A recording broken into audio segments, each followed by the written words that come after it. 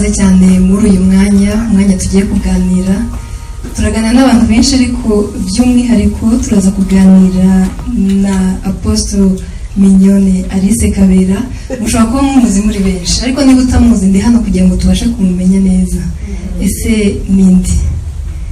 Ese ntabwo ujya wumva wenda ahantu hitwa Women Foundation Ministries? Niba utahumva ntabwo ndi hano kugira ngo mpakumenyeshe, ariko niba uhazi ari inyuma yayo. Niwe wayishinze, akaba ari umwe mu bagore b'icyitegererezo dufite hano mu Rwanda, akaba ari umwe mu bantu bakomeye hano mu Rwanda ariko mu buryo bwo gusana imitima y'abantu abinyujije mu isengesho.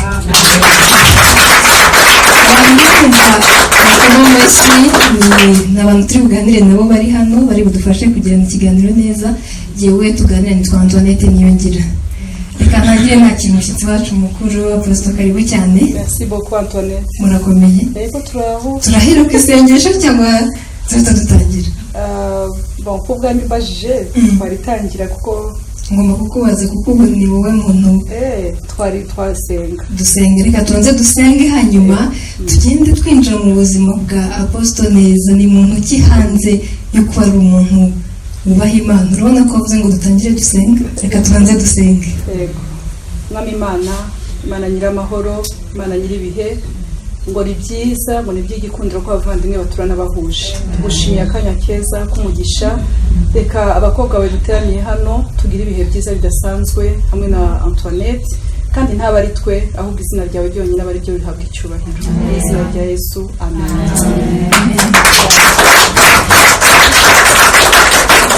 Karibu nanone. Merci.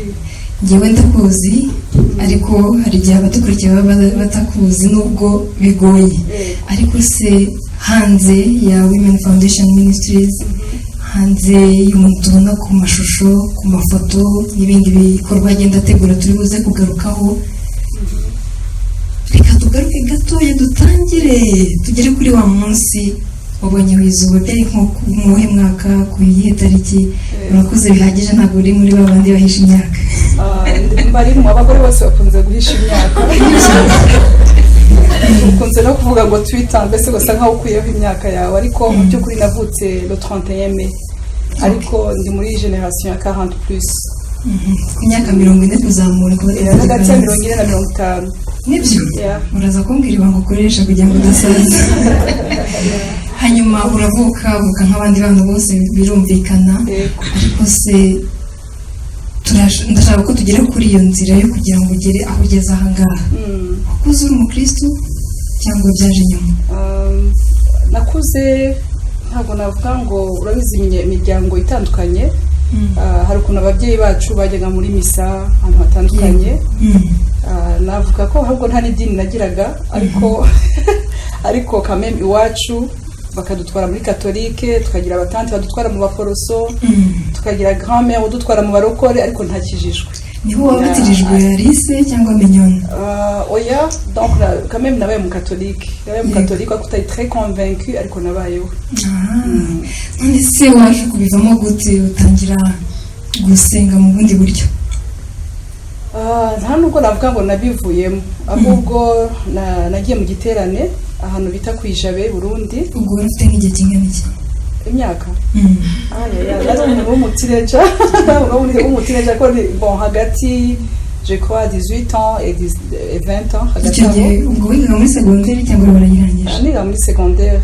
Wayigira mu Burundi. Mwagiye mu Burundi, niho wavukiye? Wagiye nyuma?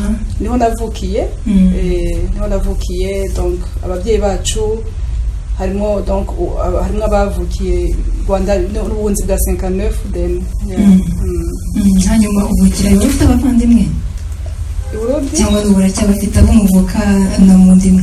Ndabafite, ndabaruta ariko turi batanu. Ni wowe mfura? Ni mfura ya mama. Ni wowe mukobwa cyangwa mufite n'abandi?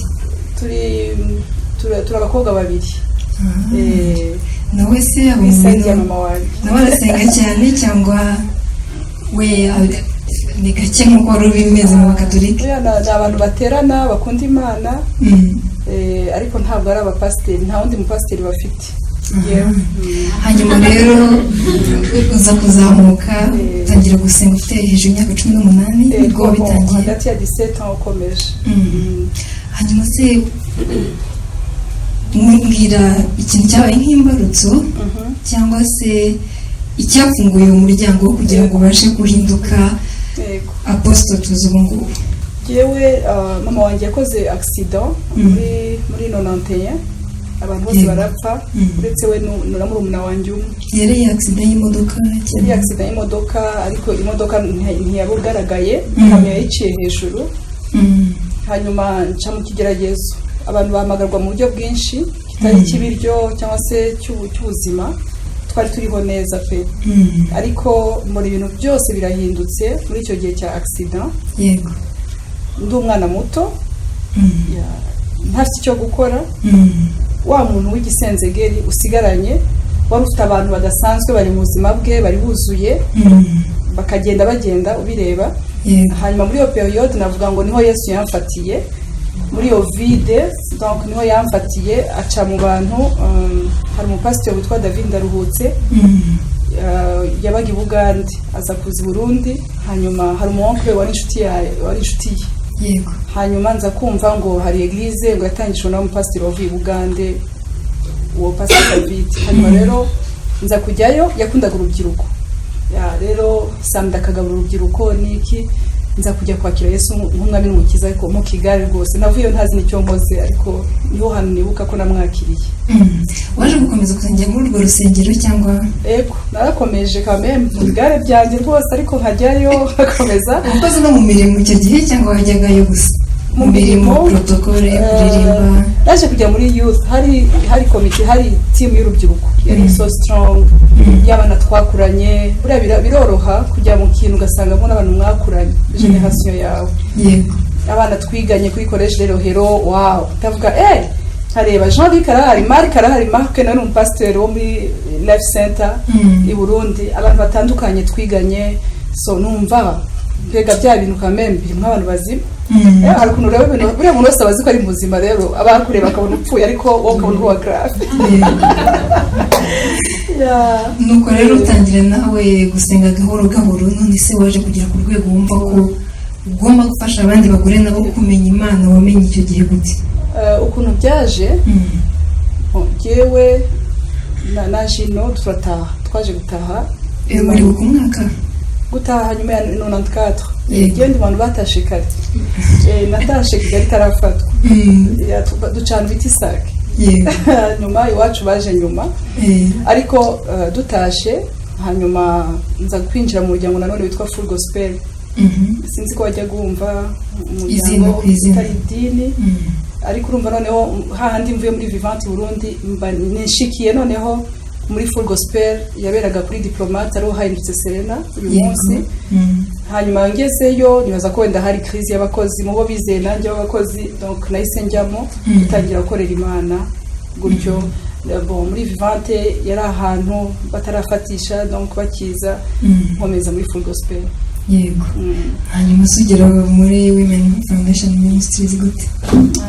Women Foundation Ministries ndumva ujya wumva ikintu bita umuhamagaro. Yego nagize umuhamagaro ya calling. Yego ntabwo wenda ari nk'umushinga cyangwa n'icari mvuge ngo ngiye gukora projet ngo maze umuhamagara abagore ni appel. Yego none se ugize umuhamagaro ariko ntabwo uragira abantu buzura itorero nk'uko bafite ubu ngubu. watangiye ujya imbere ukabwiriza uri wenyine wawe ushatse inshuti mukaganirira mu rugo byagenze gute?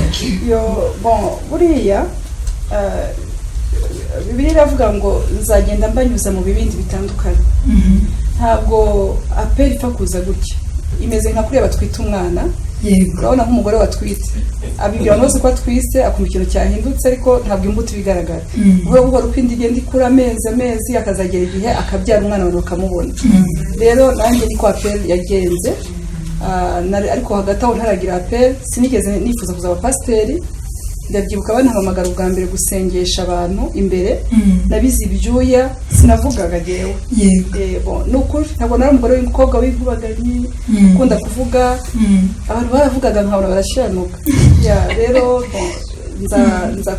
nkabona barakabije numvaga biriya bintu ntashobora kuva ndafashwa n'abigisha imbere ariko n'abakabije aba uriya muntu nta kinyabupfura agira nkabona ni ibintu byo gukritika ariko ntabe simbibwira abantu hanyuma rero rimwe ndasenga umumama umwe yarampamagara ngo ati twasaba Sœur Mignonne azasenga nabizi ibyuya Antoinette nabizi ibyuya numva bihereye mu birenge paka hanyuma njye imbere ndasenga birakunda sinabwo ariko numva rero gutya ugiye kubona ari umugore umeze gutya kandi gato imyaka umubiri ndagenda imbere ndasenga kuva icyo gihe naratinyutse kuyobora gahunda ngenda menyera wahere ku kuyobora gahunda uzamuka nyobora gahunda ikindi gihe noneho nkajya nza abo bashinze ibintu bakabyibagirwa ntibazi ubwo wari ukiri hehe ubwo twakoranaga muri Full Gospel ariko nyine mwaba muri ku ishuri hari amagrupe atandukanye IGBI ahandi hose ariko ndavuga muri Full Gospel niho nakoraga ndi muto ndi mu bantu banduta ndi mu bantu banduta ni ibintu bitangaje donc abantu bibaza guriya mwana ugendana n'abantu bangana kuriya bimeze gute byari ibintu bitumvikana ariko quand même nabibayemo kubera ko yari ya peine naba muri abo bamama nkumva ndafashishwa cyane hanyuma wibuke ko mfite na mama donc wabaye wari umusingle mothers nagiye mba mu bamama ariko nta peine nari nakagize nta nubwo nari nzi ko nzayobora abagore hanyuma après nza kugira peine Imana iranganiriza yego imaze kukuganiriza ufata icyemezo cyangwa nyine wambwiye ngo byatangiye nk'umwana byatangiye muri nk'abangaye byatangiye gute mfite amatsiko yo kumenya ukuntu umuhamagaro ko watangiye umuhamagaro wambwiye ahubwo uyu muryango mugari waje kugira umuryango utegura ibirori ndi kugana nyine donc nahereye mu ukuntu nagiye nkura hanyuma y'imyaka ndi mu murimo ndumuvugabutumwa noneho ntakiyobora gahunda gusa ndi evangeliste ndi umumissionnaire njya kuvuga ubutumwa apana mu Rwanda gusa mu bihugu bitandukanye Yesu amaze kungira icyizere numva binjoyinze naho ngeze ntabwo nari mfite inyota yo kujya gutangira ministère cyangwa église parce que ahantu nari ndi cyangwa se wenda no mu maboko y'abakozi b'Imana batandukanye muba mwaragiye mukorana j'étais vraiment à l'aise ntabwo ari byandi by'abantu bavuga ngo bamuhohoteye mu murimo yararimo ngo bamwimye platform ngo niyo mpamvu agiye gutangira pas du tout j'étais à l'aise nakoraga umurimo w'Imana kandi nkumva ndanyuzwe sibyo ariko Imana iza kunsanga iranganiza ku bagore nari mu masengesho hari ahantu bita muri AE ku Kabeza nagiye gusengera ibindi bintu nta gahunda nari mfite pe amansaba congé mari bisi 30 kuri AE mvayo disi nta kimana ngiye ntabwo yambwiye ngo irankunda ndabambeshe buri abantu bajya bavuga ngo Imana yavuze ariko ari igihe ceceka pe nubwo itavuze ariko nkumvira hari ariko nasengeraga ibindi bitari ya pe uciye mu ijambo nteye amatsiko ibyo wasengeraga urumva hari ikibazo mbwiyeho dukeye nzabikubwira ubutaha ariko kabem ntabwo ari ishano ryari ryaguye oya wumvise ko nari umuvugabutumwa yego donc ugenda rimwe nkasaba congé ku kazi ariko reka mbikubwire kugira ngo mutagira n'amatsiko wenda agateke wumva deja nakoraga ahantu bita muri Ernst & Young ni company ya audit nkazeza Deloitte n'izindi hanyuma nkasaba congé nkajya kuvuga ubutumwa rero ntangira gusanga nshobora kuzabangamira amakonje donc atuma njya kuvuga ubutumwa tavuga ariko se ntatekereza ministère cyangwa iki ariko numva nifuza ko Imana yanyobora umugabo yari yambwiye ngo dukorane nkibaza abagabo n'ukuri umugabo wanjye azampemba azampemba bon atari ko azayanyima ko turayasangiye mu rugo abandi nzajya gukora umugabo wanjye kwera impuma ndashaka ariko mbe free mboho bya bintu wumva bikuvuyemo bimvuyemo kandi entre temps narigeze kujya muri full time kera ndi à l'aise Imana imbwira ko atari igihe yego hanyuma nsubira ku kazi ndakora bisanzwe iyo myaka yose ariko ntafite gahunda ya ministeri nshaka gukorera hahandi muri gihe avuga butumwa nabagamo yego nari hari ukuntu bushumbye mu bundi buryo ariko udafite eglise mbese wumvaga ushaka ikintu wakora ariko kitakubangamira gukora umurimo w'Imana ibyo rero nasabye konje kugira numve Imana irashaka iki urumva ko ngira gutya mu kanya Denmark mu kanya hano mu kanya aha niki Imana ishaka numvaga mfite passion yo kuba missionnaire ariko eglise ikintu ntigeze nifuza bari bayoboye turi kumwe nabonaga itaboroheye rero numvaga rwose ntari ready nukuza kuyiyobora gute rero hanyuma rero muri amasengesho mvayo itavuze wabyumvise hanyuma ndi kuvayo haza indirimbo muri gihe ivuga ngo upendo wa Mungu kweli ni wa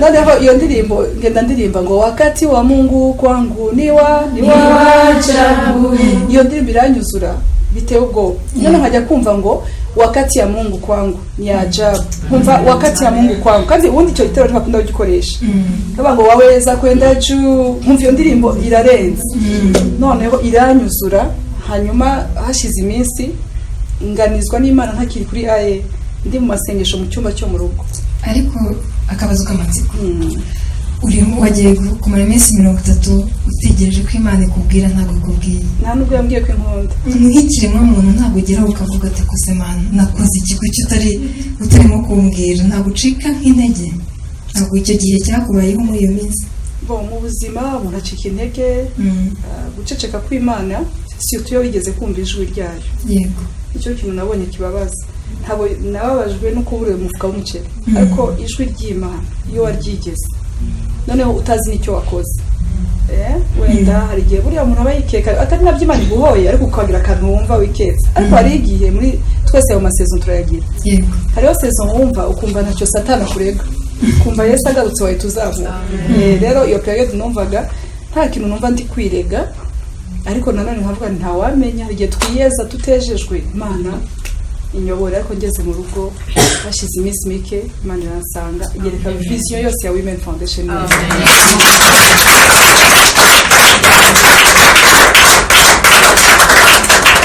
none se icyo gihe wari ufite ubushobozi bwo kuyibishyira mu bikorwa iyo vision navuga ko vision yari nini ibyo byose Imana yanyeretse birenze ubushobozi bwanjye ariko nk'umuntu kameme nari mfite ubushobozi ushobora gutuma buheranike ariko sibwo nahereyeho ntabwo nashatse kwizera imbaraga zanjye ko ndibuka ko Imana yambwiye ngo nta byawe ahubwo jyewe Uwiteka nzakubera amarongo I will provide for you so numvaga ntashaka kwirenga ku mbaraga z'umugabo cyangwa se izanjye kugira ngo neje n'uw'Imana ntabwo ari ONG cyangwa se umurimo runaka w'abantu numvaga ntashaka kugira ngo ejo nzajyaho nirate mvuge ngo ngusiko ngo ari kwa Kabera babikoze mugabo wanjye niko yitwa numvaga nshaka ko bizitirirwa Kristo rero yarambwiye ngo I will provide kandi n'ibyo wenda naba nashobojwe kuzana nzi ko atari ku bwacu ni kubwe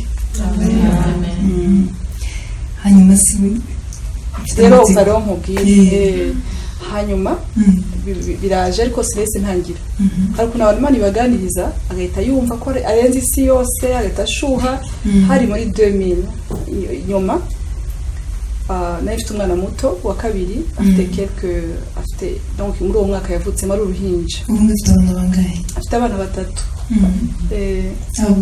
abakobwa 2 n'umuhungu umwe barakuze nuko rero umaze kugira umwana wa kabiri ukiri muto donc nuvuga ngo nahise ntangira vision ya Women Foundation Ministries 6 ans après imyaka 6 nyuma yo kubona iyo vision ego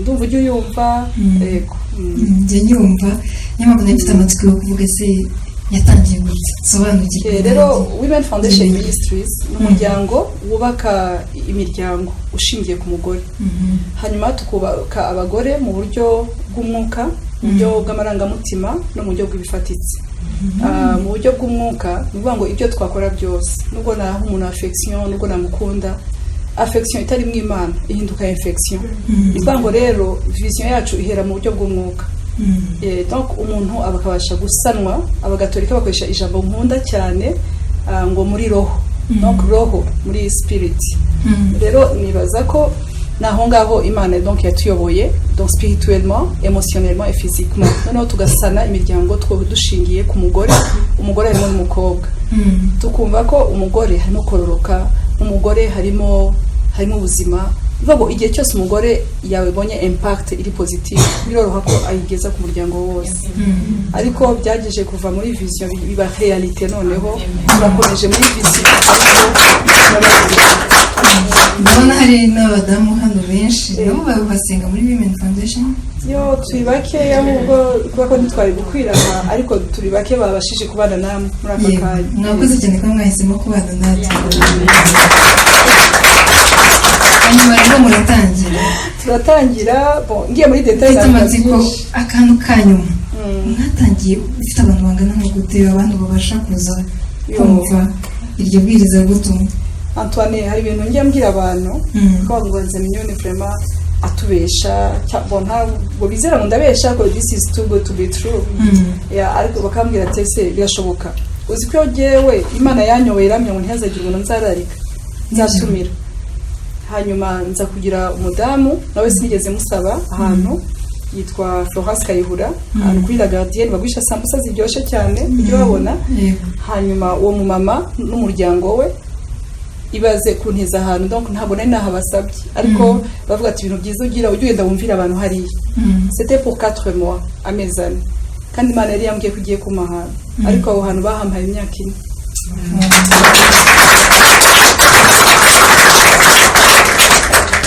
donc twajya iyo mbyibutse numva ndengewe noneho nibwo nahise ngira courage Imana impaye ahantu ho kujya gushira biro ariko ntabwo hari hakwiriye wenda kuvuga ngo sale y'abadamu bateraniramo iyo sano aha twicesha ko hayiruta sibyo ariko nayo ifitemo biro nasanze ukuntu Imana yankoresheje mu kugera ku badamu ni counselor ndi pastor by calling but counselor by profession so naje kugira umwanya ukujya numva sinzi aho abagore babwiranaga icyo na kanseri inzu umwe azana undi azana undi kandi noneho baranyizera kubyo n'urwaye yumva ko hari bukire ariko ntabwo nzi ko byagenze ndibuka igihe cy'umugabo yigeze kumbaza ati ku kanseri ngabagore wabaye na gynecologue ryari kubera ko na kanseri ngaga ariko n'abagiye muri maternité bakabaza ngo se njye kubyara none nsanga batagiye kumpa akazi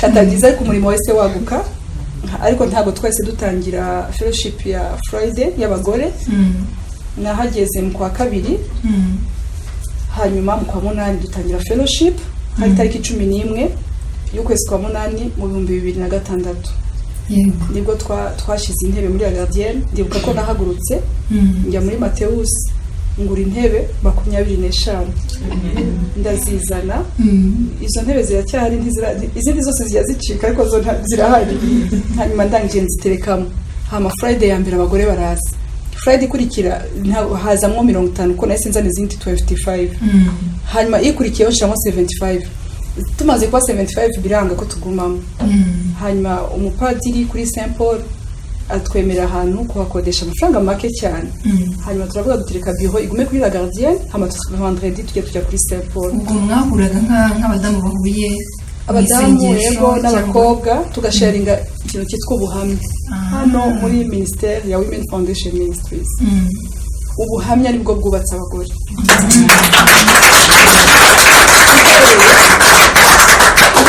kuri jewe urabizi iyi vision iravuga ngo nabonaga amaboko yanjye ari ibice hanyuma umuntu arambwira ati singira inkoni ndayegera hanyuma mbona amaboko koko narayabonye njya kuyatanga ariko nta kintu kikuvura n'ubwo uri docteur ko buriya abadocteur nabo batuvura abarwayi buriya nawe ashobora kukuvura ikintu cya diabete nawe ayifite kandi ari umuspecialiste wabyo ariko ntabwo ushobora kumva ubuhamya bwaratuvuye ukumva ubuhamya ugatangara gusa tukabona healing ari nayo continuity nkajya mbwira aba women twitwa aba women n'abagabo bantu twita aba men noneho nkajya mbwira aba women ngigiye kizagera aba bagore ntumira gutanga ubuhamya batagihora bazi ahubwo ari mwebwe muzajya muhagarara mugatanga ubuhamya byarabaye bisigaye dufite ikibazo cy'abantu baza bavuye hanze kuko natwe turabwifitiye ubu rero tugeze muri saison twivuga ngo ubuhamya bwanjye intwaro yanjye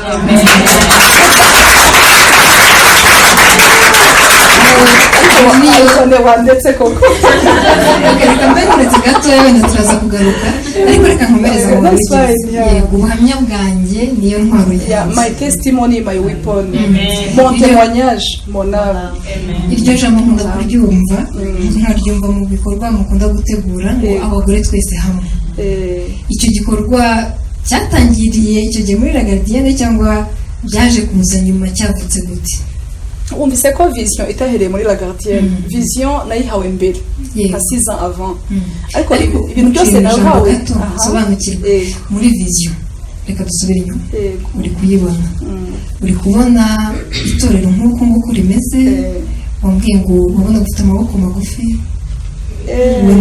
nsobanura neza ko yari imeze utekereze ko ndi umuntu utazi ikintu cy'Imana na kimwe mfashe kubyumva kugira ngo n'undi muntu udukurikiye abashe kumva imbaraga z'iyo vision kandi biraza kuba so fast parce que bindimo neretswe mbona abagore benshi bari mu kibaya benshi batagira uko bangana simpamya ko turabageraho nibaza ko turi abakozi Imana iri gutegura kugira ngo tuzagere kuri abo bagore noneho ndabareba umugabo aransanga aranyegera aravuga ngenda umere bari abagura amaboko ndebye yanjye nsanga nibice nsanga sinzi batwita utunifu ariko byageraga kameme utunifu banzara aho giye yanjye kameme yarasunikaga nkayabona biteye ubwoba rero mwerekwa kubona ibice ntabwo nari nzi ko ndi ikimuga noneho arangira ambya ngo singiriye inkoni yari inkoni nziza cyane iriho ubwoya iruhuye ni inkoni warebaga ukumva uraruhutse ariko ati yisingire cyantangaje nuko nabyizeye insingire ya nkoni mbona amaboko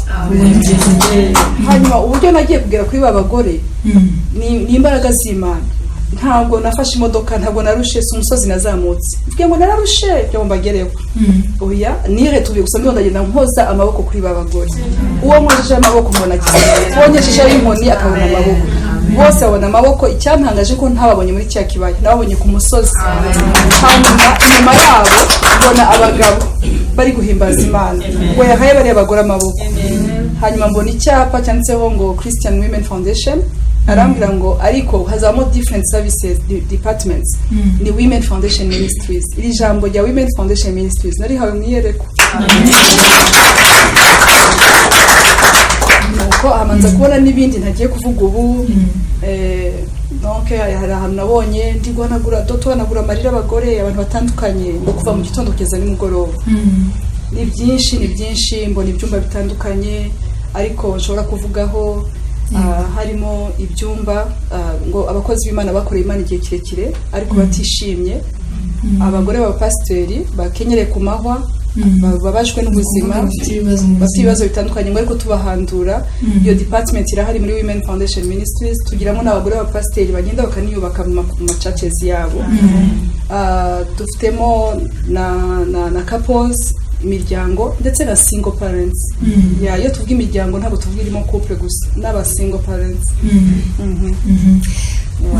urakoze cyane ko mfasha gusobanukirwa neza hanyuma rero ugitangira icyo gihe se muhura ku wa gatanu izina bararikomeje cyangwa waje kurihindura nyuma ntabwo narihinduye ni gutyo nyine ndakurika ko mwiyerekwa nabonye iyo nyine nuko natangiye Women Foundation Ministries hanyuma se ugiza kugera kuri cya gihe cyo gutegura abagore twese hamwe gutegura ndumva hanyuma muri ya vision toujours yego ni vuga ngo hari ahantu nabonye turi kuri table ya dialogue turi abantu benshi noneho harimo aba lawyers harimo aba nutritioniste harimo abantu batandukanye nkabona bagenda bavuga ariko harimo abantu ku ruhande barira bakarizwa n'ubuhamya bw'abantu nibaza ko ari ibintu turi kubona noneho ngo harimo abantu bicaye aho nanjye nari kuri table nicanye n'abandi bantu batandukanye ngo bariho bararira bakarizwa no kumva témoignage abo bantu bari gutanga noneho twababwira ngo stop to cry iwirira twayigiraga mu cyongereza niyo twashize mu kinyarwanda ariko mbere Friday ntabwo twayivugaga mu cyongereza uko nyine ariko noneho nza kumva ngo bari abantu baraba victime ariko babaye aba champion bari bitutse muri témoignage ariko hano ngaruka kuri vision ya women ntabwo ari mu buryo bw'umwuka gusa hariho aba psychologue hariho abati nutritioniste bivuga ngo hari umugore ushobora kufite amarangamutima apfuye atari ko ari abadayimoni kubera ko akeneye gukora siporo ugasanga amafuta menshi mu mubiri ashobora kumutera umushiha. Aba nutritioniste bari kuri iyo table sinzi biteguye kubibwira urambwira detaye zose urageze urumva deja wari uryamye wicaye uragendaga nari najyanye na famille yanjye yose hari ukuntu nari mfite gahunda nyine ndavuga ni ministeri ntizantwara antuka uko Novembre irangiye Decembre yinjiye nkazongera kuboneka kuri Bonane dutanga rya jambo ry'umwaka hanyuma rero tujya muri vacances hanyuma hari Novembre irangira abandi umwanya wo guhavinga fan ntabwo mba ngiye gusoma ibyanditswe kuhavinga fan nuko ntaga uretse kuvuga ngo mu Kristo abasenga hose ariko ibyo nta gahunda nari ifitanye nabyo. Abandi bajya kureba filime rero baransiga numva sinshaka kugenda kumaho ngaho ngumyahoro niho All Women Together Imana yayinganirije mbona abagore hano bari mu maduka bari mu malls kintu kintangaza nuko hari ama buildings sigaye mbona mu mujyi ariko ntabonaga icyo gihe. Hanyuma mbona abagore bava mu malls bava muri Mateus urahibuka mu miryango ya Mateus ngo bariho barakora bafite amafaranga bameze neza ariko ngo bumye cyane ngo badafite ibyishimo byo mu mutima. Ngiye kubona mbona ngo bariho bariruka ngo baza guterana ngo bagafunga vuba ngo abandi batangiye birukanga noneho ngiye kumva numva umuntu arambwiye ngo abagore bose hamwe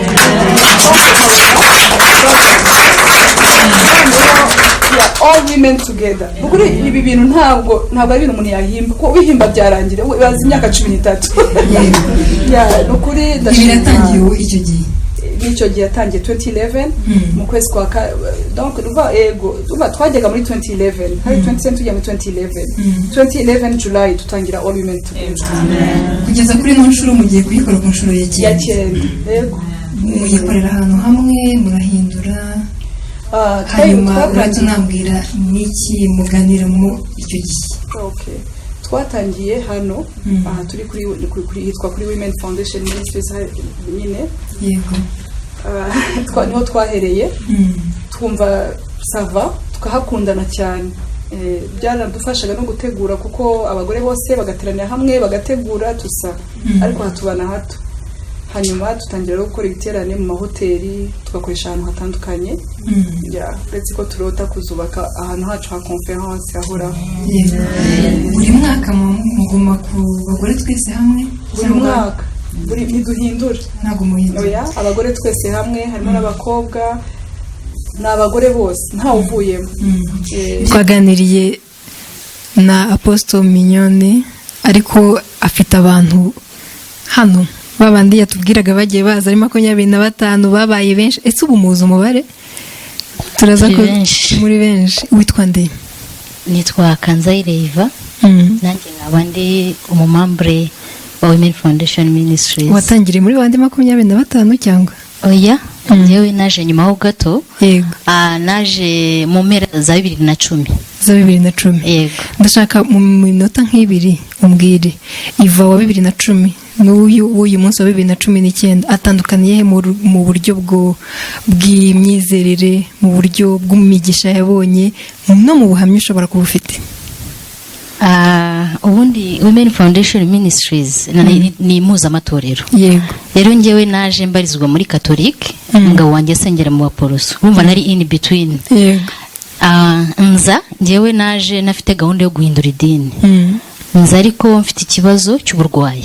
Ururwaye iki? Nari ndwaye ikibazo, nari mfite ikibazo cy'umutwe cy'ama nerves, yari afite ikibazo. So nari mbimana igihe kinini narabuze n'ubuvuzi nteganya kujya kwivuza hanze. So iyo umaranye igihe indwara habamo kwiheba. Nari nihebye ko nari mfite ikibazo, ababyeyi bananiwe, umugabo akananirwa, inshuti dukeneye kujya hanze. Yego. Umuntu arantumira ndaza. Inje ndabikunda. Nza bisanzwe ariko ntaraba uvugutereka ngende ndebe uko bimeze. Nje ndabikunda. Sinasubire ko ari mpuzamatorero nkumva najya iwacu na ya minsi bateranira no nkaza. So ngirirwa ubuntu rimwe ndaza bari mu myiteguro y'iki giterane. Twari abamama twicaye batanga ubuhamya, hanyuma ngirirwa ubuntu baransengera ndakira. mu bagore twese hamwe. Ntago nari nzi, numvaga Imana ivuga, numvaga, ariko nibwo namenye ko Yesu akiza. So kuva icyo gihe ndakira burundu. Ni ubuhamya burebure ariko narakize. Waraje urasenga abantu batanga ubuhamya urakira? Oya, narazaga nkakunda ubuhamya batanga n'inyigisho. Nkabona na ahantu nyine najya nsengera muri iyo minsi baterana, nkasubira naho nsengera. Umunsi umwe baragusengera? Umunsi umwe rero nza mu masengesho, hari amasengesho abagaho abama bahuraga, ya image nyine y'abagore twese hamwe. Noneho umushumba aransengera, baramanurira barambwira ngo nta muntu umwe wari uzi detail ikibazo mfite. Barabivuga barambwira ngo uyu munsi urakize, ntuzongera kurwara ukundi. Wow. So nuko Yesu yamfashe jewe. Urumva umuntu ugukirije ikintu umvaga kuzabana nacyo imyaka yose udafite ibyiringiro, ndavuga ni bya bintu birakora. Kuva ubwo nakira nibwo nahisemo kuguma hano. Wow. Hari umuntu mwegeranye uri gukoma amashyi wambaye icyatsi, wiriwe neza? Mwiriwe. Amakuru ni meza. Witwa nde? Nitwa Kelena Batesi. Nanjye nitwa Antoinette. Amen. None se nawe wari urwaye umutwe byagenze bite? Antoinette, uburwayi buba butandukanye. Yego. Umuntu aba yifitiye ubwe yihariye agendana. Njyewe naje muri 2014. Yego. Nanjye nza bantumiye, ariko njye nari nkijijwe sengera nyine mu barokore. Ariko mwese mwaje mutumiwe n'umuntu runaka? Wow. Okay. Njye bari bantumiye, bandaritse. Ndaza nkijijwe rwose. Ngira ngo umushumba yatangiye babwira ko twagiye tubona amaboko, noneho batangira kuvuga viziyo ya women. Ndabyumva. Noneho nkavuga ariko si ibyo bintu birashoboka. Noneho ibyo bavuze muri ya viziyo nkumva ninjye bavuga. Ibyo bavuze ukuntu umuntu agira amarangamutima atari meza, ukuntu mbese nkumva ninjye barimo bavuga. None se wamfashije kumenya we bavugaga n'indi urindi umuziki? Urakoze cyane, nibyo narigiye kukwibwira. Nari ndi umukobwa, ubundi umudamu. Yego. Icyo gihe rero nza nari nzi ko agakiza ari ukumenya Yesu, ukagira ibyiringiro byo kujya mu ijuru, ariko muri iyi si tugomba kubaho dukubititse. Yego. Nari nzi ko nta cyiza kiba muri iyi si. Wari uzi ko ari na byiza kuko ubitika buri kuca mu bigeragezo by'Imana. Neza nkumva ndimo ndagera ikirenge mu cya Kristo, ariko simenye ko muri Kristo haba mu bugingo kandi bwuzuye. Noneho bavuga amaboko nkumva nkavuga ariko se mbese nkumva ntwawe nabyo, ariko mu by'ukuri nkavuga ariko si ibyo bintu birashoboka. Antoinette, ngira ngo ndaguheraho nkutumira kugira ngo ibyambayeho nawe bizakubeho. Ariko urukundira amatsiko ni byagenze gute mbwira? Ibintu byambayeho rero, urumva wa mukobwa wakurikiraga Yesu, amarangamutima reka nyahereho, niyo yamfatiye muri iyi vision. Nari naraturutse mu muryango utaha agaciro abagore cyangwa abakobwa. Nta mukobwa ufata ijambo mu bantu, abantu ubwo ni abagabo cyangwa mu ruhame. Noneho ngeze aha mbona abagore barayobora gahunda, mbona abadamu baratanga ubuhamya, abana b'abakobwa batoya. Ntabwo bafite nk'ihungabana, bari kurenga ku mategeko. Nkavuga ariko se Mana yanjye bariya bantu biriya bintu, ariko nkumva ndabikunze. Hanyuma uko babivuga sinakubwira ngo nakoze practice, ahubwo twagiraga amatsinda duhuriramo. Yego. Rimwe baza kuntungura bampa ijambo. Icyo gihe Mana yanjye nibwo navuze reka nze ndebe rero wa Yesu nahamyaga ko nabishobora kugira icyo mvuga mu bantu. Ariko icyo gihe Kristo yankuye ifata mu kanwa, mbasha kuvuga mu ruhame, mbasha gusobanukirwa uwo ndiwe. Iyo ni incamake. Urakoze cyane. Hanyuma kuba ko dufite iminota mike ku bw'ubuhamya bwawe bukeye umpaye, ariko njye ndumva ntabwo ndabyumva neza. Amarangamutima wari ufite ikibazo cy'amarangamutima, utirekura ngo uvuge, utisanzura ku bantu, utanezerwa, mbwira. Naravugaga naraganiraga ariko nkaganirira mu matsinda matoya, ariko kwa kundi ushobora kuba uri mu ishuri ugasubiza uri umwana w'umukobwa, kwa kundi ushobora kuri mu kazi muri mu nama ugatanga igitekerezo, kwa kundi ushobora kuba ufite ijambo ushobora gusangiza abandi bantu ukumva ntabwo bikunda pe. Icyo kintu aricyo kinsikamiye. Watinyaga kuvugira mu ruhame? Natinyaga kuvugira mu ruhame, ariko urumva ko ni ya background. Ariko ngeze aha birashira, noneho bimaze gushira ntera indi ntambwe ikomeye, ngenda ngera no kuri byinshi muri kariya yanjye mu kazi, mu kugira n'abandi mentoringa, kugira abandi zana kuri Kristo. Amen. Hanyuma mu bintu umushumba yambwiye ko mufashanya mu bukungu n'ibintu, ndashaka umuntu hano ushaka kuba yarabonye akazi kubera ko bari mu hano. Hari umuntu waba ari hano hafi cyangwa ubarimo? Ndabona ushaka kumbwira. Ndashaka kubwira ngera aha nari ku kazi, nari mfite akazi ariko ndi umu contract nkora ibiraka, ibyo bita ngo ni ibiraka. Noneho nsanga barimo gutegura iki giterane. Iyo tugitegura rero nta soni tugira zo gushyigikira umurimo w'Imana, ndabikora. Contract yanjye yari isigaje icyumweru ngo irangire. Mu by'ukuri twari twasezerewe mu bigaragara. Ndabikora, ntanga iyo seed yo kwizera. Maze kubikora nari turi muri bene data, nta kibazo gihari. Tekereza ko turi hano mu cyumba twicaye twenyine. Nari ifite ibihumbi 50 kuri account. Naragiye mbikurayo byose ndaza ndabitanga nk'imbuto. Maze kubitanga ya contract irangiye, barimo batanga amabaruwa asezerera abandi bakozi nabo twari duhuje stati muri contract. Naje gusanga ngiye wasigaye ku kazi. Wow. Noneho muri ya vision bavuga y'ibifatika bimbanzaho, numva nshize amanga. Urumva ko nari nabashije no gukira mu marangamutima nkamenya kuvuga, mbona n'ibifatika biraza n'ibindi bitandukanye. Urakoze cyane. Hanyuma reka tuganire n'abandi, ngira amatsiko cyane, ndagenda mbabaza ko muri benshi. Witwa nde nshuti yanjye? Nitwa Dina Favor Kayitesi. Wagiriwe Favor nawe hano? Iryo zina nariherewe hano muri ministry. Nibyo? Ya. Ubundi nitwa Kayitesi Dina, ariko irya Favor ryaje kubera gukorera Imana. Imana yita Favor na ministry yita Favor, ubundi Favor di muri make. Amen. Hanyuma se mbwira, cyagenze gute kugira ngo witwe iryo zina? Byose byose hari ibintu wanyuzemo kugira ngo bavuge batuye umuntu kuko akwira izina. Ya. Maze imyaka 9 muri ministry. 9 oyerarenga hafi 11-12 gutyo. Ndabayemo ndi umukozi w'Imana, ndi umuramyi, nkorera Imana. Ariko hari ibintu byinshi ntabonaga mu buzima bwanjye. Hari Favor ntabonaga hanze, usibye kuba ndi mu nzu y'Imana mbana na bene data bankunda. Hari Favor ntabonaga hanze.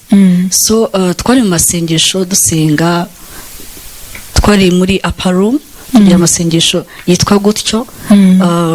So apostle nyine aramfata aransengera, arambwira ati from now witwa Favor. Ubaye favored mu bintu byose ugiye kuzakora, ugiye kuzajya uba favored. So for that rero nahise mba nyine favored hanze no mu itorero aho sengera. Nahise mbona abantu benshi bankunze, mbona ibintu byahindutse. None se nk'uwo munsi uva hano ukagera mu rugo watangiye kubona ibimenyetso uwo munsi nyuma y'ukwezi?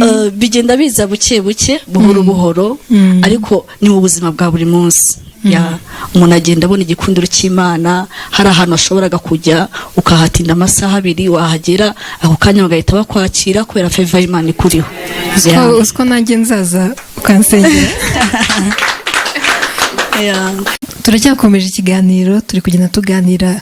Naje kugira ngo nsobanukirwe neza Women Foundation Ministries ni yatangiye ite, imeze gute nk'abantu baba hanze yayo, tubashe kuyimenya neza. Ibikorwa bakora ni ibihe, se bifasha iki abayibamo? Hari bamwe turi kugenda tuganira. Hano hari umubyeyi numvaga nshaka kuganiriza kuva kare. Wiriwe neza? Mwiriwe. Nitwa Antoinette Niyongira. Twa Uwanyirigira muri Chantal. Nishimiye guhura namwe. Urakoze cyane. Nawe se umaze igihe hano? Nanjye maze igihe kinini. Imyaka irenze 8. Imyaka irenze 8?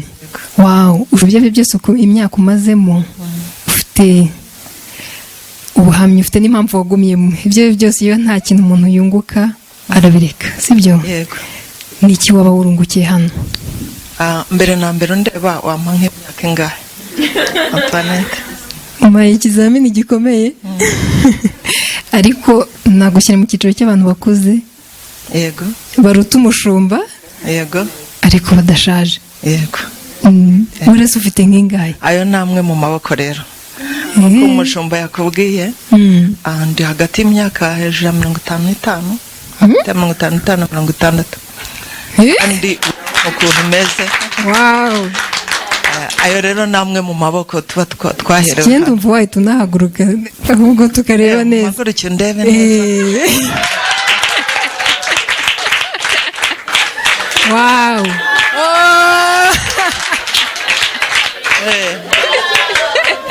ni minisiteri yego nkunda umuhamagaro wanjye nkunda kubyina nkunda guhimbaza Imana tubyine nzunyigishe reka nzunyigishe ariko ndashaka kukubaza mbere yaho waje se ubikunda waje umeze gutya naje mbikunda ariko noneho mpabwa amaboko yo kwikunda cyane kugira ngo nkomeze mere gutya nzarinde ngera mu myaka 80 na meze nka Karebu umugabo witwa Karebu uramuzi ntago muzi wambwiye ameze ati umugabo witwa Karebu ni umugabo tuzi wagiye gutata igihugu bari kujya kurwanya kujya muri Kanani tuzi icyo kibazo gutata we na Yesu wabazana inkuru zitari zinca mugongo abandi 10 bazana zinca mugongo ariko babiri bazana inkuru zikomeye ubyina gute urasirimba gusirimba ndabizi ariko guceza njya hasi ndabizi wow guceza nkajya hasi harya nyibutsa ngo ufite imyaka ingahe yivuge ureba abantu bari kukureba hariye muri kamera nakubwiye ko mfite imyaka irenze 55 wambwiye neza neza yari babarira umbwira mbese genekereza hagati aho ufite 60 59 58 57 56 wow ufite umunezero warawuzanye umunezero narawuzanye ariko uburyo kinari imeze umunezero wanjye usa n'ufite ikintu cya bariyeri nkumva sindi free ushatse wakwicarira ariko reka ndeke kukuvuna yego rakoze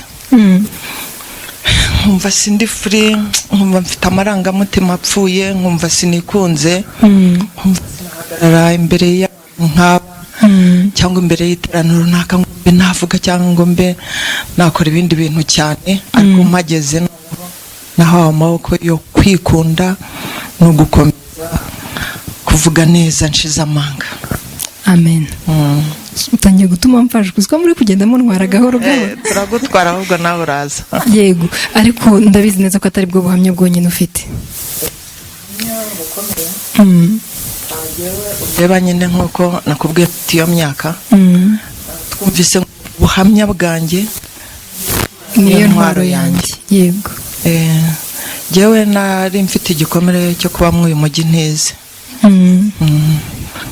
nkajya nkora nkabona ndi gukora ibintu mbese nkumva mfite icyo bita complexe d'inferiorité nkumva sinakwicara mu bantu nk'ababize ariko ubu iyo nicaye hano mba numva ndi fier wumvaga naje rero maze kwiga maze kwakira Yesu nageze igihe ku myaka yanjye niho natangire kwiga ntangira mfite ibyo bita troko nza gutangira muri icyo bita speak ntangire secondaire ndiga speak club ni ahantu bigisha indimi bigisha guhera amasomo abantu batagira amahirwe yo kwiga none ubu sugeze hino narize mbona diplome ya humanité ndakomeza mbona diplome mbona licence ndakomeza ikintu muri bimwe neza icara neza nkubwire n'abandi badukurikira turabahaye amaboko yego mu bintu bimwe. Urakomeza wari ukibwira ko wakomeje? Yego. Ubona lisansi? Ariko naje hano numva lisansi impagije. Niho nshaka kugira cyane. Waraharengeje? Uretse wumve gato. Yego. Noneho ahubwo nshaka kugira ngo njye kwihugura mu bintu by'indimi, numva nshaka Icyongereza. Ariko ngeze aha noneho ntangira gufata amaboko yo kwikunda n'icyanditswe umushumba yajyaga atubwira kivuga ngo kuko umwami Imana azantabara. Niyo mpamvu nta mwara nkakomeza amaso yanjye akaba nk'urutare. Ndavuga ariko ubu uyu mujyi kwere ko ndeba na lisansi ntacyo zikimara. Nuko ntangira rero kwikunda. Ndibuka ko ku kazi bari bampaye kujya gukora formation y'Icyongereza. Wakoraga iki? Ubusanzwe mu buzima busanzwe namamaza Bibiliya. Nkora mu muryango wa Bibiliya, Société Biblique du Rwanda cyangwa Bible Society of Rwanda. Yego. Ubwo rero na bimwe mu itoto ubona mfite no kubera kwamamaza ibyanditswe byera. Noneho rero turi hano turi gukurikira icyo gitenane cya twari mu masengesho ndakeka ya 21 jours. Noneho umushumba ariko twigisha icyo cyanditswe ndibuka ariko ko Imana yambwiye ngo nzagara imbere y'abantu bakomeye, nzakora ibintu bikomeye. Bimeze bite? Noneho mpitako ya formation ndayikata. Ndagenda njya kwa prayinga. Nsaba ko ndiyandikisha nkora inscription muri masters. Wow. Muri hariya muri Antike. Wiyandikishije kwiga ibiki? Niyandikisha mu bintu byitwa Public Administration and Management. Muri wose yitwa NGO Management. Wow. Community Service and NGO Management. Wow. Ayo sero na maboko twahawe hano muri Women Foundation Ministries. Iyo tuhageze umuntu arisobanukirwa ukumva yuko ni ibyinzige zari ugomba kubicukumbura yuko abizana. Ariko hari ikibazo misengera akazi wakoraga kabashaka kukwishyurira ayo mashuri? Yego. Baranyishyuriye. Urarangiza uriga? Ndarangiza ndiga nkora graduation nziza, barandihira tike njya Nairobi hano bita Tinka. Ibyo ntibyarangiye. Nkuko umukozi w'Imana yeretswe nyine abagore agomba guha amaboko. Yara nk'umugarambwa atari ko Chantal ndabona ufite umuhamagaro. Neseroma yuko urangije iyo masters uragomba no kujya gukora theology. Ndavuga poso ko numvaga bya narindangije aravuga ati oya mu gihe tugezemo ibyo nabyo urabikenewe. Ndavuga nti nisho ati yego. Nkajya ngenda mukwepa kugira ngo ntinjira mu muhamagaro cyane. Ariko pour finir njyayo ubu ngubu mfite bachelor degree muri theology. Wow. Ashobora no kukwereka igitabo, mu gitabo nanditse narakimutoye. Muri bantu baremerisioma narakimutoye kuko numwe mu bantu bamfashije mu buzima, batumye nikunda, batumye numva ko nshobora kujya mu muhamagaro mu bagore bagiye kuzana ububyutse, bagiye kugenda hanze nk'uko Imana yabimweretse, nanjye numva ndimo kandi numva ndi fier. Urakoze cyane, ubuhamya bwawe buramfashije cyane cyane. Ariko kuko dufite igihe gito reka twakire n'abandi. Urakoze cyane. Hari umuntu kwegereye ndabona afite akanyamuneza cyane. Aka kanyamuneza warakazanye? Oya, nagasanze hano. Wagasanze hano. Wari umeze utese mbere yuko ndashaka kumenya ese wahageze ryari? Muri 2007. Abantu bose bari hano bamaze igihe mu 2007, turi mu 2019. Ndashaka kumenya kugeza ubu ngubu witwa nde? Nitwa Liz Bitorwa. Liz, ushinzwe iki hano? Ndi umupasiteri. Yego. Ariko nawe uherewe ahangaha. Nyobora abakobwa, ariko nkaba nkorana n'umushumba uburyo bwa umunsi ku wundi. Mukorana gute? Niwe ushinzwe itumanaho? Niwe umumenyera wenda gahunda ari bukurikiza uwo munsi? Yego, ndi personal assistant we. niyo mpamvu uri wowe nabanje guhamagara mbere yo kugera hano. ndakeka. Uhagarariye abakobwa? Yego. Abakobwa bonyine, abadamu ntago barimo?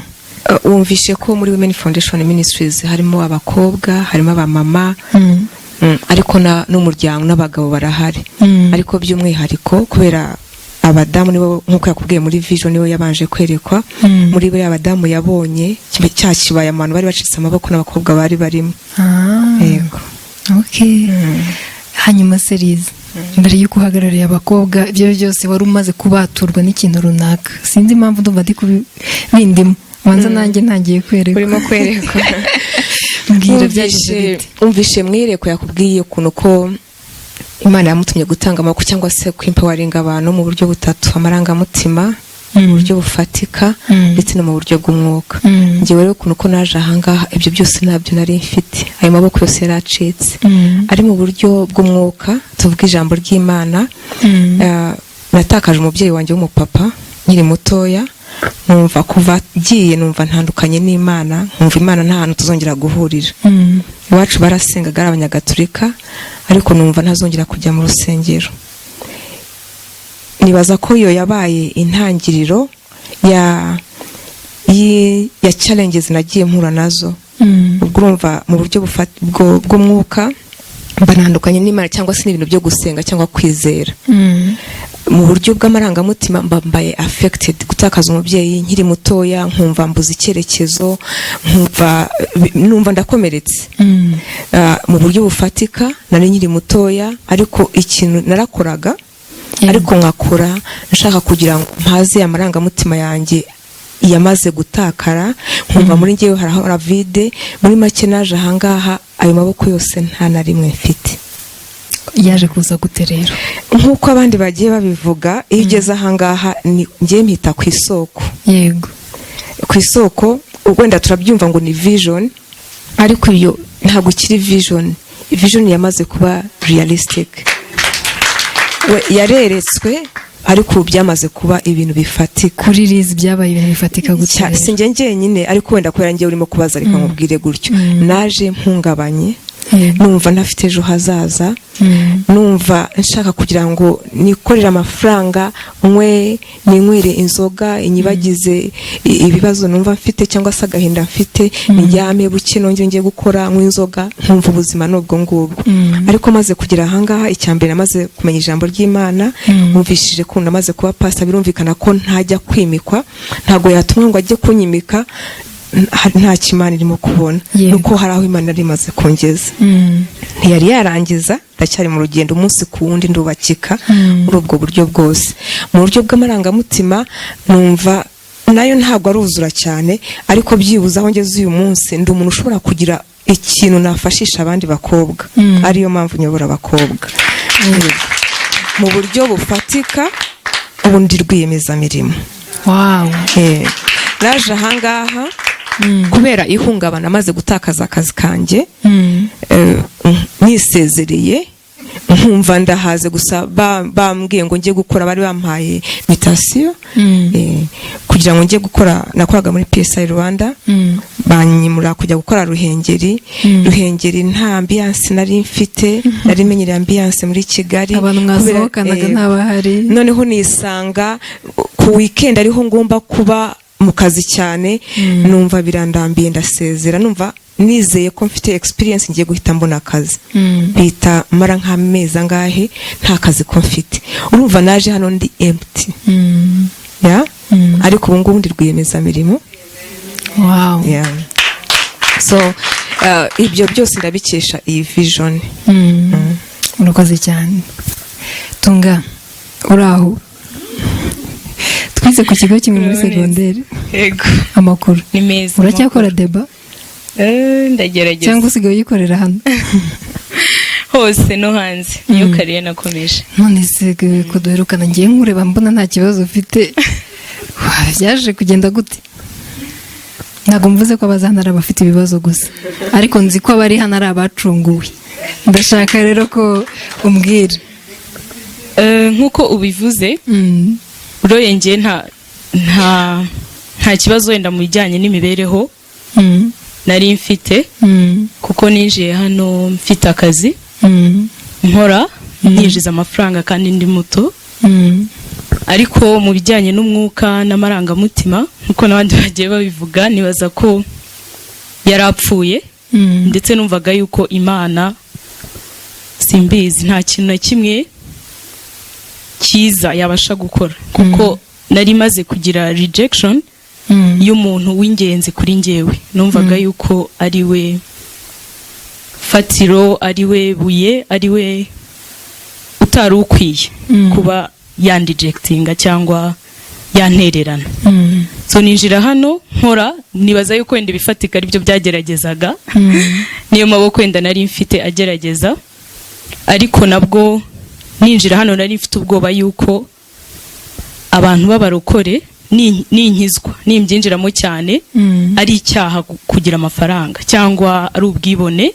ko nayimenyere ko abarokore nyine nkuko bagiye babivuga ubujya mu ijuru uzimana mbese rya jambo ngo dukenere mu isi tuzaba abakene hano mu isi ariko hahirwa abakene mbese mu mitima nkumva rero no mu mifuka tugomba kuba dukennye kugira ngo twubahe Imana kugira ngo tuzajye mu ijuru ariko ngeze hano vision numva harimo amaboko y'ibifatika ndavuga ntabwo ari icyaha kugira amafaranga ukijijwe so nicyo kintu cyamfashe cyane n'ayandi agendaza so uko naje ninjiye nibaza yuko naje 2013 kuva icyo gihe kugeza uyu munsi niba narahembwaga nibura 200,000 ubu nshobora kuba nyakugishiro nyinshi mbikesha iyi vision kubera yuko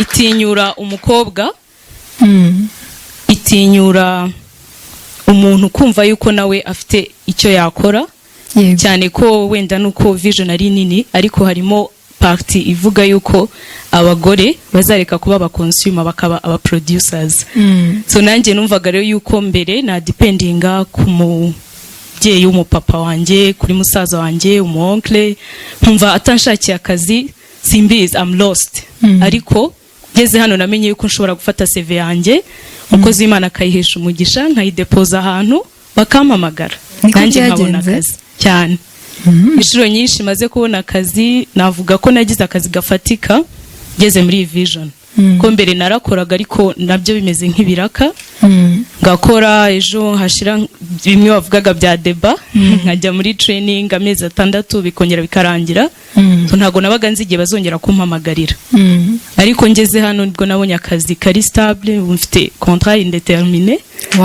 ndabishimira Imana cyane no kubera iyi vision ikindi yigisha umuntu gukora ashyizemo imbaraga hari ukuntu wenda kuba umurokore utekereza yuko Imana irahari wajya no mu kazi ugatangira gukora nta mbaraga ushizemo ukumva kubera ndi umurokore Imana yampaye aka kazi nzakagumaho ariko iyi vision yangishe yuko ni byiza ko Imana impaye umugisha ariko ngomba kuwurinda ngomba kuguma nkora ibyo ngomba gukora ngomba kuzuza inshingano zanjye mpembwa ari uko nakoze so ibyo byose no kubera iyi vision mbese ni nka byandi by'umugani w'ikinyarwanda ngo Imana ifasha wifashije urebye uretse ko tutayiguriza ariko urebye ifite ahantu ihera cyangwa irakubaza ufite iki kugira ngo nkongerere gutera intambwe imwe yego itere 99 urakoze cyane nawe urakoze kandi namwe mwakoze cyane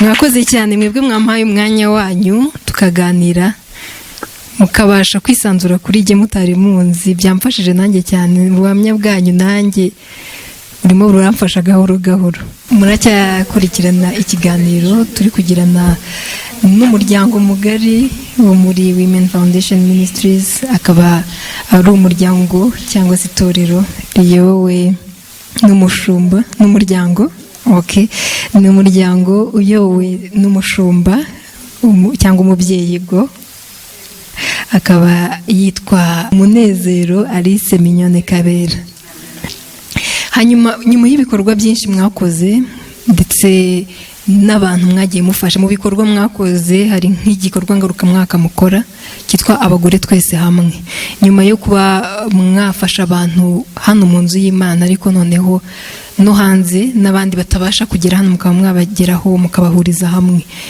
uyu munsi uyu muri uno mwaka hari ibyo muteganya, nzi ko mumaze kubikora inshuro 8, hari ibyo mwamuteganya no mwaka?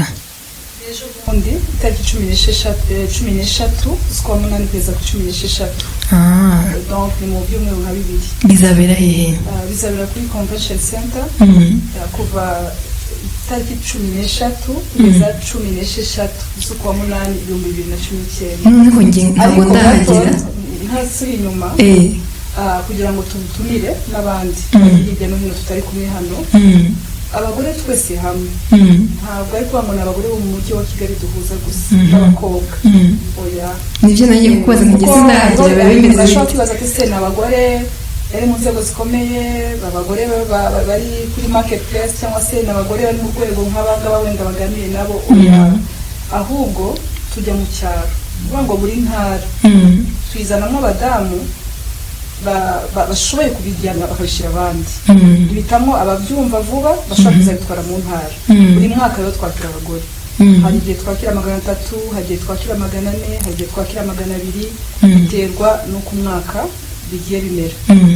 Cyane cyane ko tuba twifuza u Rwanda rwazamuye, turashima n'ubuyobozi bwiza bw'igihugu cyacu mu buryo bahugura abadamu, harimo hajya abamutima urugo n'abandi batandukanye. Nabo iyo baje nubwo tubigisha ibintu bya women no kwiyubaka ijambo ry'Imana, ariko hari ibintu byinshi nabo baza tugatyazana, tugira vision ivuga ngo nk'uko icyuma gityaza ikindi niko umuntu akaza mugenzi we. Usanga abantu bazi ibintu by'inzego, bazi kwiyubaka mu duto, ariko nabo baza natwe tukabigisha, tukanabigisha uburyo biyubaka mu ijambo ry'Imana, mu buhamya, mu gukira ibikomere, kuva muri loneliness. Barahura bakamera nk'abantu bari muri boarding school. Hanyuma ndashaka kumenya gahunda bimeze gute? Sindahagera, ndashaka kuza. Cyamukazaza gusa kuko muhagera uzishima cyane. Niba abantu bahamya baba abanyamujyi bahamya bafite editing, yego, ariko bari abantu bahamya birekuye, kandi icy'umukara cyitwa umukara n'umweru cyangwa umweru, ariko baba banezerewe. Tumaze rero imyaka 9, harimo abagore b'abapasiteri, harimo abadamu bayoboye amatorero. Uyu munsi bamaze kugera ku rwego batayoboye amatorero gusa mu buryo bw'umwuka, batanayazamura. Bageze ku rwego uyu munsi bamaze gutangira amashuri mu bigo by'amatorero yabo. Donc ni ubuhamya bufatika. Rero abo bagore nibo dutindaho cyane, kuko hariho bamwe kamembe bafite agahinda ariko ko mu bisubizo, ariko hari undi muntu ufite agahinda kakongeraho wenda no kugira ngo yihugure ko yabuze amahugurwa. Ariko iyo bihuguye bigabana na za mpuguro bafite mu buryo bwa buri munsi, bakamenya Imana, kuva mu byaha niko kujijuka.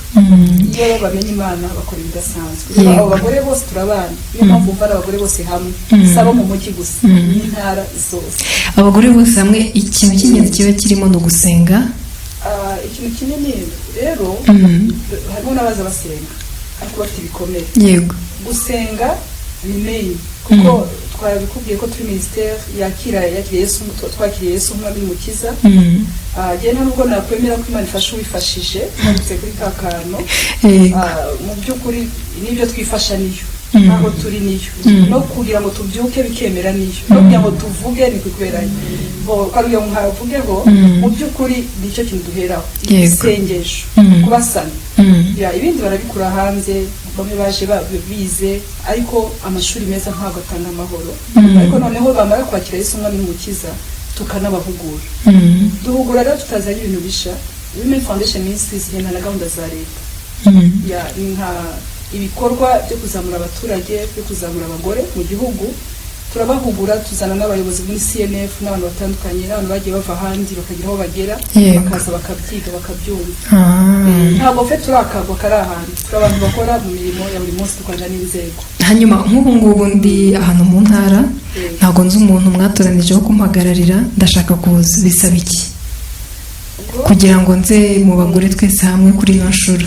Ndi umuntu wituriye hano mu ntara, ariko ndashaka kuza kuko nabonye muri kubivugaho, gusa sinzi aho nanyura, wenda mu bayobozi b'amatorero n'ibindi. Ndashaka kuza nk'umuntu ku giti cyanjye, biremewe ko umuntu yahita yinjira nta kibazo. Rero kubera ko turi kugerageza guca akajagari mu rwego rw'igihugu, urabizi ko no mu mwaka ushize ni bimwe mu bintu byagiye ku murongo.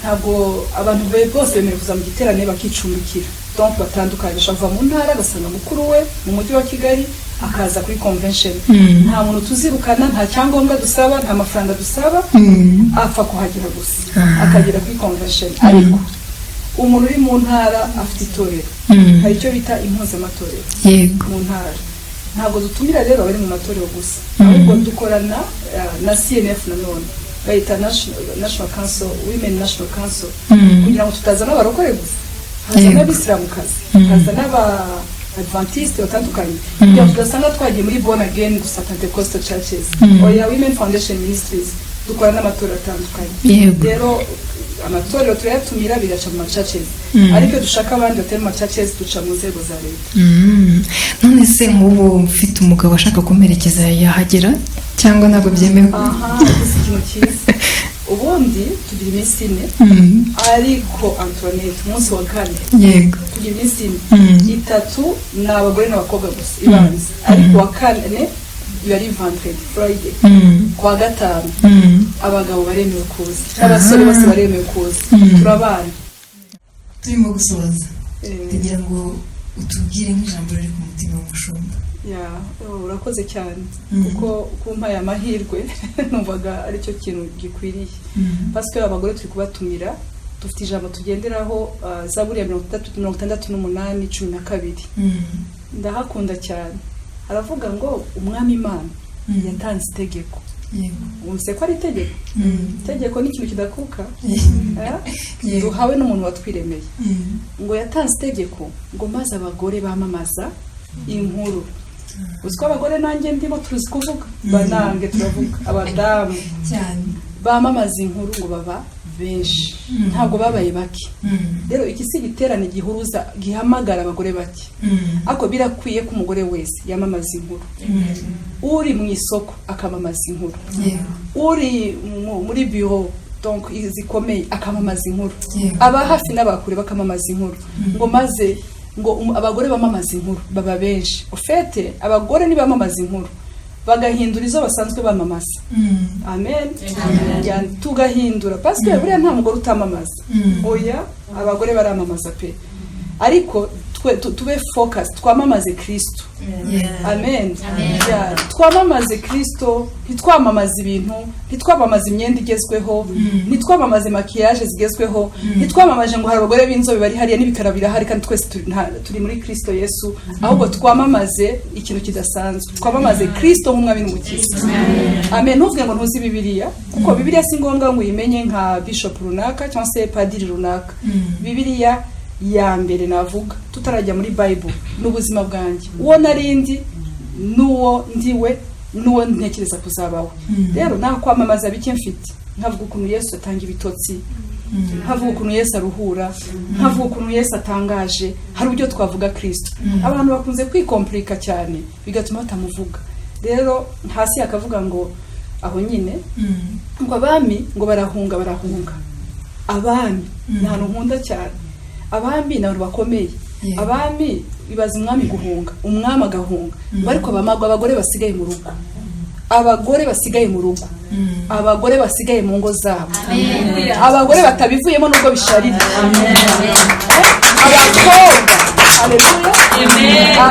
abakobwa bagumye mu masezerano nubwo abandi bibereye muri abashuga daddy ariko bakomeza kwiringira umwami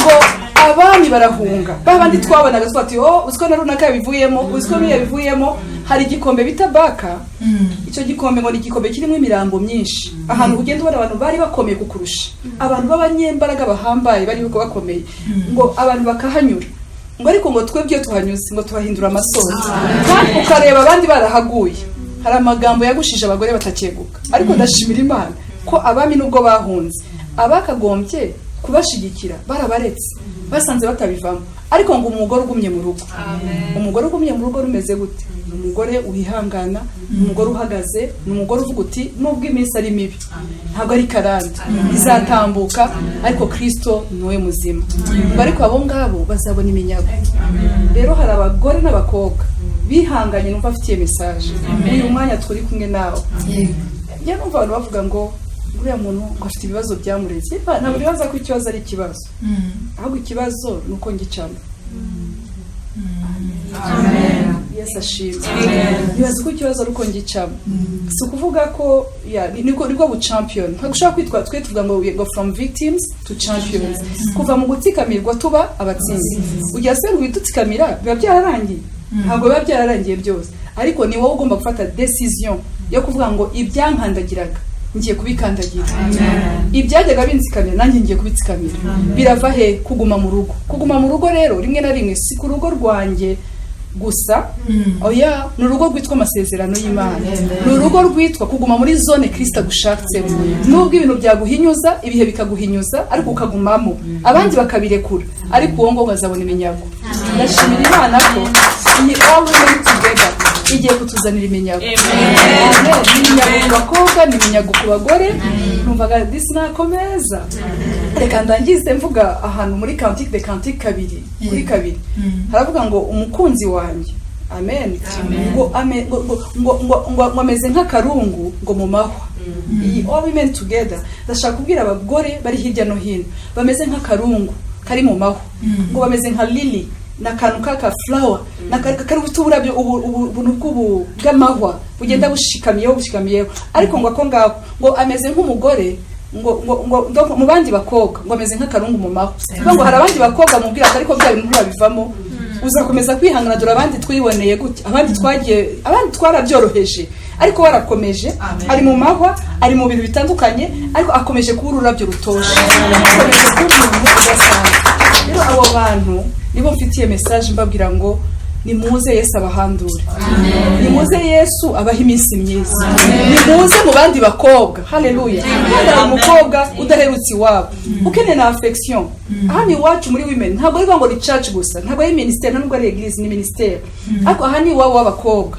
ya wa mukobwa utagifite aho ajya kunywa amata y'iwabo wenda iwabo barashize muri 94 ntafite ihumure ntafite ikintu cy'igihumuriza ariko namubwira ngo uretse n'ibyanditswe mbi no mu bandi bakobwa maze ushibuke disi maze bagiye baza ngo ariko ngo Antoinette ko ashibutse ngo muri iyi minsi ngo yibitseho iki basanga ari Kristo Yesu rero numvaga ari ibyo mwese muratumiwe nawe uratumiwe hanyuma wenda ndumva ari ibyo hanyuma muri uyu mwanya tuzaba dufite ejo bundi abagore twese nk'ari byane kuva ku itariki 13 kugeza 16 donc bifite ukuntu bivugitse kimwe mu kinyarwanda 16 kugeza 16 iminsi ine z'ukwa munani 2019 2019 muri convention center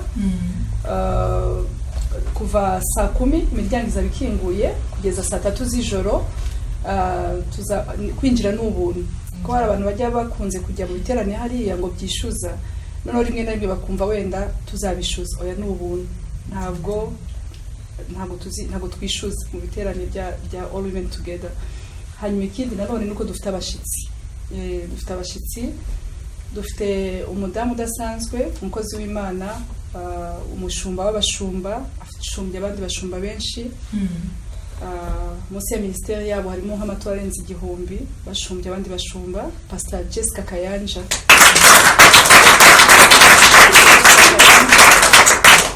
umubyeyi twagendanye muri iyi myaka yose mbere y'uko Women Foundation Ministries itangira kuva mu giterane cya mbere yakibayemo ntabwo ari inshuti gusa ahubwo n'umwe mu babyeyi muri iyi ministeri twabanye rero azaba ari kumwe natwe umudamu usizwe hari abantu benshi bifuzaga kujya muri 77 days Kampala ariko noneho amavuta aradusanze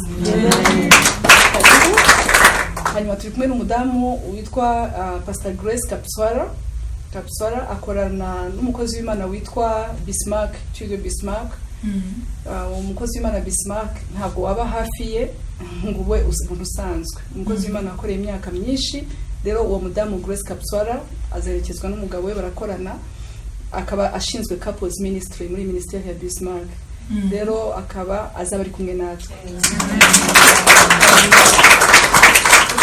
n'undi mudamu uzaturuka Kinshasa mudamu usizwe amavuta nawe witwa Pasteur Joel Kabasele azava Kinshasa ni umupasteri kazi akaba n'umugore w'umupasteri by'umwihariko muri all women together tugira na breakfast buri mwaka muri iyo myaka 9 ihuza abagore b'abapasiteri n'abapasiterikazi. Rero abo bakozi b'Imana bamwe muri bo bazabana n'abadamu muri prayer breakfast nayo izabera kuri Marriott, ariko byo ni by invitation, turatumira biba muri network. Rero ndumva ari ibyo. Hanyuma hari abandi bantu bajya bibaza ngo se kuza ngo bigomba dress code, kubera bababona ukuntu abantu bafite za dress code. Ntabwo dress code ari exigence ku bantu bava hanze, niki iradufasita nk'aba members, harimo aba worshipers, harimo aba protocol, harimo abantu bari mu murimo, harimo abantu bari mu zindi departments zitari izo baba committed members. Rero iyo uniformity ntigomba kuba blockage, buri muntu wese uko Imana imushoboza. Yaba yambaye kamambiri ntabwo bivuga ko utagira muri convention wambaye ukuri kose. Ya come ngwino nk'ukuri.